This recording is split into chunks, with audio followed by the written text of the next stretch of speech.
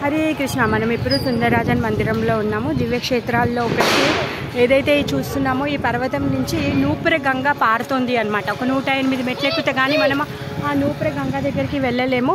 నూపుర గంగ పైన ఒక గోముఖం ఉంటుంది. ఆ గోముఖం నుంచి నీళ్ళు వస్తూ ఉంటాయన్నమాట. మరి ఈ నీళ్ళు ఎక్కడి నుంచి వస్తున్నాయి అంటే, ఎప్పటి నుంచి వస్తున్నాయి అంటే, ఎప్పుడైతే వామనదేవు తన పాదాన్ని ఆకాశానికి ఎత్తారో అప్పుడు బ్రహ్మదేవుడు ఆయన కమండలంలో నుంచి నీళ్ళతో తన అర్చన చేశారో ఆయన పాదాలకు ఉన్నటువంటి నూపురంతో ఒక చుక్క పడిందంట. అందుకే దీన్ని నూపుర గంగ అంటారనమాట. ఇది పరమ పవిత్రమైన స్థలం. ఇక్కడ శ్రీహరి ఇక్కడ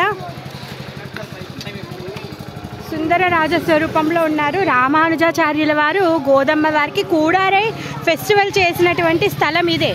మరి ఆ మథురాలో ఉన్నటువంటి అమ్మవారి కళ్యాణానికి ఇక్కడి నుంచి సుందరరాజ పెరుమాలు గుర్రం మీద వెళ్ళి కానుకలన్నీ అందచేసి వస్తారంట. అలాంటి పరమ దివ్య క్షేత్రంలో మనం ఇప్పుడున్నాము. హరే కృష్ణ.